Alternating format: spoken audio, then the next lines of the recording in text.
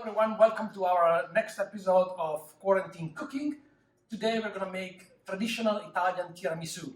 It's delicious. Yes, some of you actually asked us on YouTube about tiramisu and how to make it. So I'm making the basic traditional Italian way tiramisu.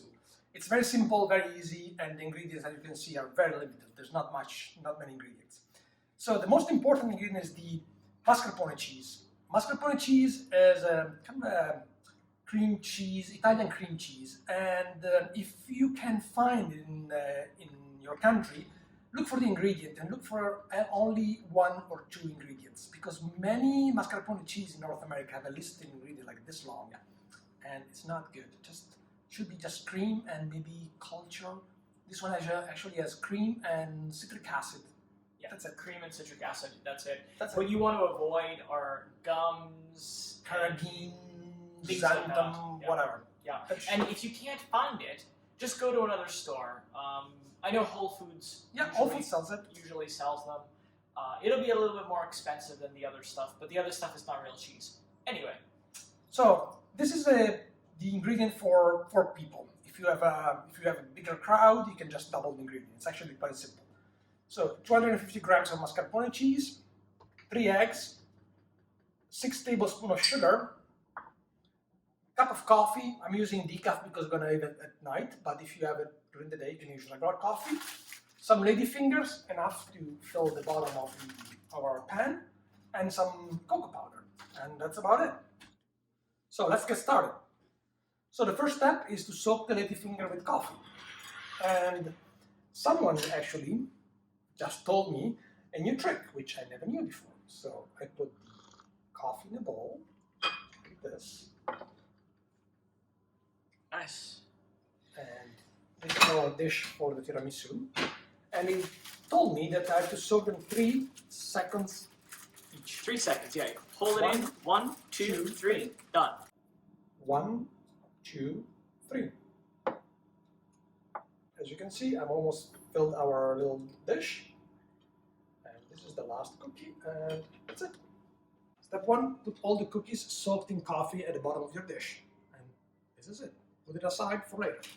So step 2, we have to separate the yolks from the egg whites. And in order to do that, we're going to use this 3 bowls method, because if you have even a tiny speck of egg yolks in the egg whites, they don't whip anymore, and they don't whip to stiff peak.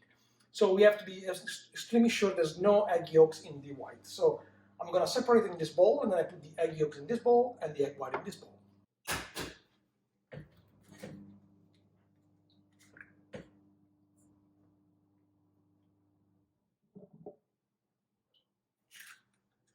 One.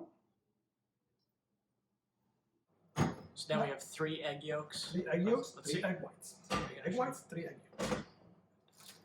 When they start getting nice and foamy, we add 3 tablespoons of sugar, one at a time.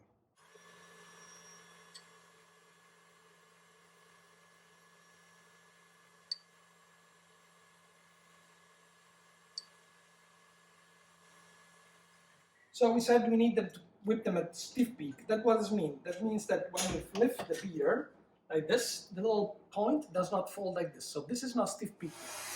Let's take a look now. Perfect. Doesn't fold. Okay. We take the egg whites out and we set them aside for now. Now I put the egg yolks in with 3 more tablespoons of sugar. 1, 2, and 3.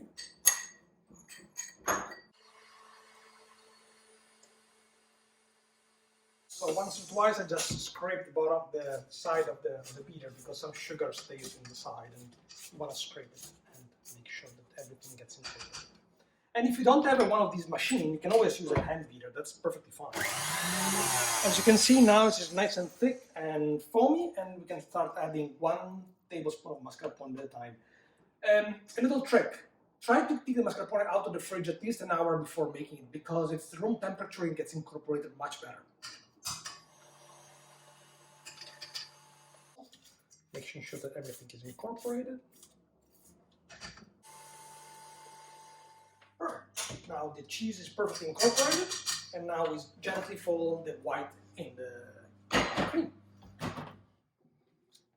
Just do a little mixing. Perfect.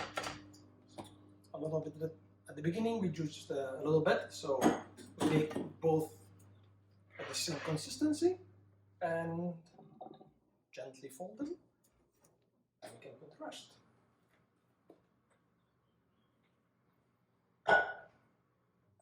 So as you can see, it's mostly air, it's not very caloric. So everything is incorporated, nice and soft and light, and we pour them on top of the ladyfinger.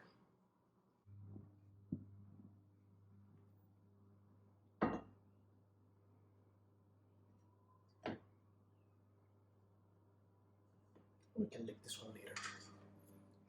For the cameraman. For the cameraman, exactly. Now we take a little bit of cocoa powder.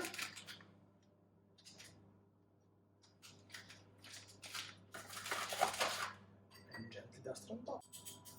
Perfect. Now just put it in the fridge and let it rest for at least 4 hours before you're eating it.